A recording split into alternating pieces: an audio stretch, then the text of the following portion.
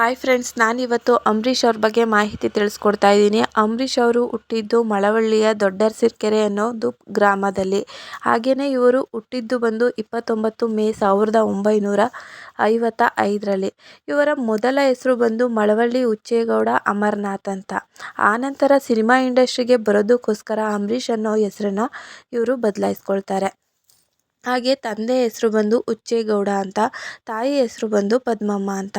ಪುಟ್ಟಣ್ಣ ಕಣಗಾಲ್ ನಿರ್ದೇಶನದ ನಾಗರಹಾವು ಚಿತ್ರದ ಮೂಲಕ ಇವರು ಮೊದಲು ಕನ್ನಡ ಚಿತ್ರರಂಗಕ್ಕೆ ಎಂಟ್ರಿ ತಗೊಳ್ತಾರೆ. ಅದು ಕೂಡ 1972ರಲ್ಲಿ ಅಂತಲೇ ಹೇಳ್ಬೋದು. ನಾಗರಹಾವು ಮೂವಿಯಲ್ಲಿ ವಿಲನ್ ಪಾತ್ರದಲ್ಲಿ ಇವರು ಬಣ್ಣ ಹಚ್ತಾರೆ. ಈ ಒಂದು ಪಾತ್ರಕ್ಕೆ ಜಲೀಲಾ ಅನ್ನೋ ಹೆಸರಿಡ್ತಾರೆ. ಈಗಲೂ ಕೂಡ ಜಲೀಲಾ ಅನ್ನೋ ಹೆಸರಿಂದನೇ ನಮ್ಮ ಅಂಬರೀಷ್ ಅವರು ಫೇಮಸ್ ಆದರು ಅಂತಲೇ ಹೇಳ್ಬೋದು. ಹಾಗೆಯೇ ನಮ್ಮೂರ ಹಮ್ಮಿರ ಅನ್ನೋ ಮೂವಿಲಿ ನಾಯಕ ನಟನಾಗಿ ಕೂಡ ಇವರು ನಟಿಸಿದ್ದಾರೆ. ಇವರು ಮಾಡಿದಂತಹ ಮೊದಲ ಮೂವಿ ಅಂತ ನೋಡೋದಾದರೆ ಅದು ಚಕ್ರವ್ಯೂಹ. ಈ ಚಕ್ರವ್ಯೂಹ ಮೂಲಕ ಇವರು ಮೊದಲು ನಾಯಕ ನಟನಾಗಿ ಬಣ್ಣ ಹಚ್ತಾರೆ. ಹಾಗೆಯೇ ಇವರು ಒಂಟಿ ಸಲಗ ಅನ್ನೋ ಮೂವಿಲಿ ಕೂಡ ಆ್ಯಕ್ಟ್ ಮಾಡಿದ್ದಾರೆ. ಹಾಗೆ ಚಕ್ರವ್ಯೂಹ, ಮಂಡ್ಯದ ಗಂಡು, ಹಾಗೆ ಚದುರಂಗ, ಹೀಗೆ ತುಂಬ ಮೂವಿಗಳಲ್ಲಿ ಆ್ಯಕ್ಟ್ ಮಾಡಿದ್ದಾರೆ ನಮ್ಮ ಅಂಬರೀಷ್ ಅವರು. ಅಂಬರೀಷ್ ಅವರು ಮಾಡಿರುವಂತಹ ಪ್ರಮುಖ ಮೂವಿಗಳಲ್ಲಿ ದಿಗ್ಗಜರು ಮೂವಿ ಕೂಡ ಒಂದು. ಇದರಲ್ಲಿ ವಿಷ್ಣುವರ್ಧನ್ ಅವ್ರ ಜೊತೆಗೆ ಇವರು ಆ್ಯಕ್ಟ್ ಮಾಡಿರ್ತಾರೆ. ಈ ಒಂದು ಮೂವಿಲಿ ಕುಚಿಕು ಕುಚಿಕು ಅನ್ನೋ ಸಾಂಗ್ ಈಗಲೂ ಕೂಡ ಎಲ್ರಿಗೂ ತುಂಬಾ ಇಷ್ಟ ಆಗಿರುವಂತಹ ಸಾಂಗ್ ಅಂತಲೇ ಹೇಳ್ಬೋದು. ಹಾಗೆ ನೆಕ್ಸ್ಟು ಮೂವಿ ಅಂತ ನೋಡೋದಾದರೆ ಇವರು ಮಣ್ಣಿನ ದೋಣಿ ಮೂವಿಲೂ ಕೂಡ ಆ್ಯಕ್ಟ್ ಮಾಡಿದ್ದಾರೆ. ಹಾಗೆ ವಿಜಯ ಕಂಕಣ, ರೌಡಿ MLA, ಹೃದಯ ಹಾಡಿತು, ಹೀಗೆ ತುಂಬ ಮೂವಿಗಳಲ್ಲಿ ಆ್ಯಕ್ಟ್ ಮಾಡಿದ್ದಾರೆ.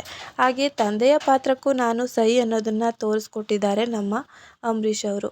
ಬಜಾರ್ ಭೀಮಾದಲ್ಲೂ ಕೂಡ ಇವರು ಆ್ಯಕ್ಟ್ ಮಾಡಿದ್ದಾರೆ. ಅದು ಗೀತಾ ಅವ್ರ ಜೊತೆ ಇವರು ಆ್ಯಕ್ಟ್ ಮಾಡಿದ್ದಾರೆ.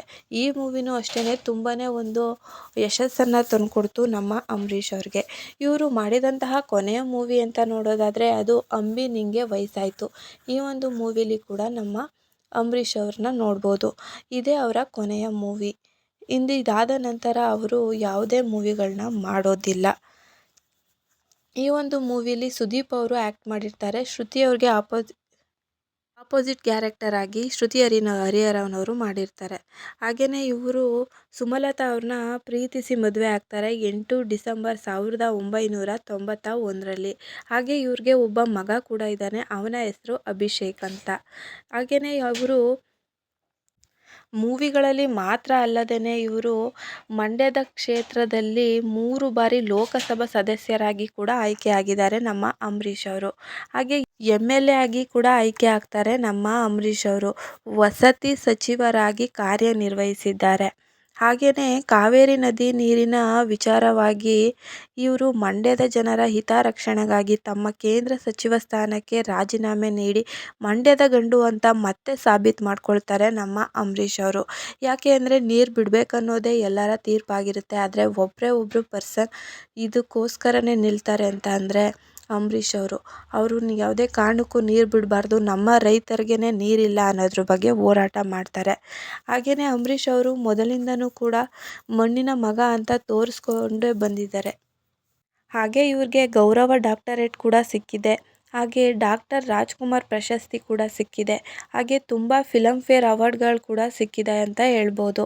ಹಾಗೆಯೇ ಇವರು ಬರೀ ನಾಯಕ ನಟನಾಗಿ ಮಾತ್ರನೇ ಇವರು ನಟಿಸಿಲ್ಲ. ದೇವರ ಮಗದಲ್ಲಿ ಶಿವರಾಜ್ಕುಮಾರ್ ಅವ್ರಿಗೆ ತಂದೆಯ ಪಾತ್ರದಲ್ಲಿ, ಹಾಗೆ ತಂದೆಗೆ ತಕ್ಕ ಮಗ ಅನ್ನೋದರಲ್ಲಿ ಉಪೇಂದ್ರ ಅವ್ರಿಗೆ ತಂದೆಯ ಪಾತ್ರದಲ್ಲಿ ನಟಿಸ್ತಾರೆ. ಹಾಗೆ ಬುಲ್ಬುಲ್, ಅಣ್ಣವರು, ಹೀಗೆ ತುಂಬಾ 200ಕ್ಕೂ ಹೆಚ್ಚು ಮೂವಿಗಳಲ್ಲಿ ನಟಿಸಿದ್ದಾರೆ ನಮ್ಮ ಅಂಬರೀಷ್ ಅವರು. ಹಾಗೆಯೇ ಅಂಬರೀಷ್ ಅವರ ಮೂವಿ ಅಂತ ನೋಡೋದಾದರೆ ನನಗೆ ಮಣ್ಣಿನ ದೋಣಿ ತುಂಬಾ ಇಷ್ಟ. ಅದರಲ್ಲಿ ಇವರು ಸುಧಾರಾಣಿ ಅವರ ಆಪೋಸಿಟ್ ಕ್ಯಾರೆಕ್ಟರ್ ಆಗಿ ಅಭಿನಯಿಸಿರ್ತಾರೆ. ಹಾಗೆ ಹೃದಯ ಹಾಡಿತದಲ್ಲಿ ಮಾಲಾಶ್ರೀ ಅವರಿಗೆ ಆಪೋಸಿಟ್ ಆಗಿ ನಮ್ಮ ಅಂಬರೀಷ್ ಅವರು ನಟಿಸಿದ್ದಾರೆ.